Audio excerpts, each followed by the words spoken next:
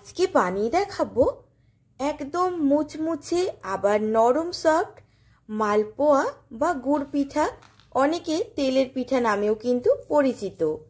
আমরা অনেকে মচমচেটা পছন্দ করি, আবার অনেকে নরম সফট পিঠাটা পছন্দ করি। এই দুটোর স্বাদই এই একটার পেতে। আপনারা এই রেসিপিটা অবশ্যই ট্রাই করুন। খেতেও কিন্তু দুর্দান্ত হয় আর খুবই সহজ। একবার দেখলে যে কেউ বানিয়ে নিতে পারবেন। চলুন তবে রেসিপিটা শুরু করা যাক, আর রেসিপিটা পুরোটা দেখার অনুরোধ রইল। পরিমাণটা একদম পারফেক্ট রাখতে হবে। তার জন্য নিয়েছি 1 কাপ মতো সুজি, আর একটা যে কোনো কাপ মেপে কিন্তু সমস্তটা নিতে হবে। আর 2 কাপ দিয়ে দিচ্ছি ময়দা। এরপর দিয়ে দেবো 1 চিমটে লবণ বা হাফ টিস্পুন মতো লবণ দিয়ে দিচ্ছি। শুকনো উপকরণটা খুব ভালো করে মিশিয়ে নিতে হবে। আর শুকনো উপকরণটা খুব ভালো করে মেশানো হয়ে গেলে এবার আমরা একটা ব্যাটার বানিয়ে নেব। ব্যাটারটা দুধ দিয়েই তৈরি করব। তার জন্য প্রথমে 1 কাপ দুধ দিয়ে দিলাম। এবারেই খুব বেশি দুধ দেয়া কিন্তু যাবে না। প্রথমে 1 কাপ দুধ দিলাম, তারপরে দেখলাম যে ব্যাটারটা এখনো ঘন আছে। তারপর আরও 1 কাপ দুধ এখানে অ্যাড করছি। আমি আপনাদের একদম পরে বলে দেবো কতটা পরিমাণ দুধ এখানে লেগেছে। অল্প অল্প পরিমাণ দুধ দিয়ে গুললে তাহলেই ব্যাটারটা খুব দারুণ হবে। একদমই কোনো রকম লাম্পস থাকবে না। আমি এখানে আরও হাফ কাপ দুধ অ্যাড করে দিচ্ছি। দিয়ে আবারও খুব ভালো করে ব্যাটারটা মিশিয়ে নেব। এরপর আমি এখানে লিকুইড গুড়ের ব্যবহার করব। এখানে কিন্তু 1.5 কাপ মতো লিকুইড গুড় ব্যবহার করছি। আপনারা যদি গুড় ব্যবহার করেন, মানে ড্রাই গুড়, তাহলে 2 কাপ পরিমাণে কিন্তু ব্যবহার করবেন। এবার ভালো করে মিশিয়ে নেওয়া হয়ে গেলে আমি ঢেকে রেখে দেবো। এখানে 2.5 কাপ দুধ, 1.5 কাপ গুড়, 1 কাপ সুজি আর 2 কাপ ময়দা। এরপর ঢেকে রাখা হয়ে গেলে পুরো 2 থেকে 3 ঘন্টার জন্য ঢেকে রেখে দিয়েছিলাম। তারপর ব্যাটারটা একদমই ঠিকঠাক আছে।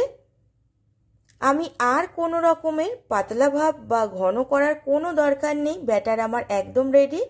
আপনাদের যদি খুব বেশি ঘন হয়ে যায় তাহলে একটু দুধ মিশিয়ে নেবেন, আর যদি খুব বেশি পাতলা মনে হয় তাহলে ময়দা মিশিয়ে নেবেন। তবে ব্যাটারটা এই পরিমাণে রাখলে একদম পারফেক্টই হবে, কিছুই মেশাতে হবে না। আর এবার দিয়ে দিচ্ছি মৌরি। ভেজে নেওয়ার আগে বেশ কিছুটা মৌরি দিয়ে দিলে এই গুড় পিঠের স্বাদটা কিন্তু খুবই দারুণ আসে। মৌরিটা দিয়েও ভালো করে মিশিয়ে নিলাম। আর পরিমাণটা বন্ধুরা একদম পারফেক্ট রাখবেন, দেখবেন তাহলে পিঠাগুলো যেরকম মুচমুচে সেরকমই নরম সফট হবে। এরপর অন্যদিকে বেশ কিছুটা তেল গরম করতে বসিয়ে দিয়েছি।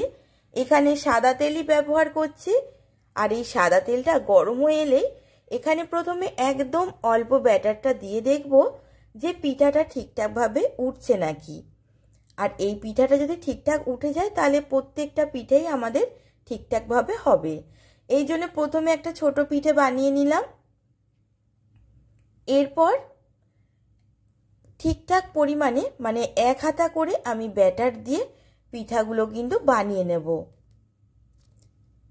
এই পিঠাটা তোলা হয়ে গেলে এক এক করে এবার আমি ব্যাটার দিয়ে দিচ্ছি। দেখুন পিঠেটা একদম ব্যাটারটা পারফেক্ট আছে, তাই সুন্দরভাবে কিন্তু কড়াই থেকে ছেড়ে উঠে আসছে।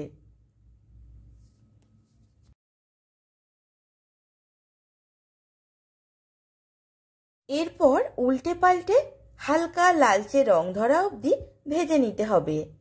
আর গ্যাসের ফ্লেমটা একদমই লোতে রাখবেন না, তাহলে কিন্তু প্রচণ্ড তেল টানবে।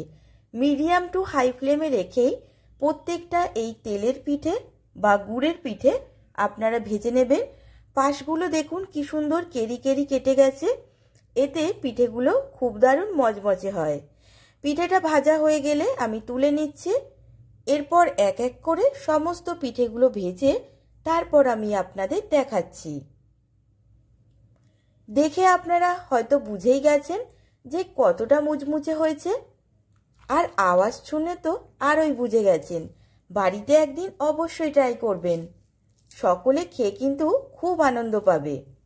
আমার যদি এই রেসিপিটা আপনাদের ভালো লেগে থাকে তবে লাইক কমেন্ট শেয়ার করে দেবেন। আর আপনি যদি আমার চ্যানেলের নতুন বন্ধু হয়ে থাকেন তবে চ্যানেলটিকে সাবস্ক্রাইব করার অনুরোধ রইল। এই পর্যন্তই, দেখা হবে এবার নেক্সট নতুন কোনো রান্নার রেসিপি নিয়ে। সবাই ভালো থাকবেন, সুস্থ থাকবেন, ধন্যবাদ।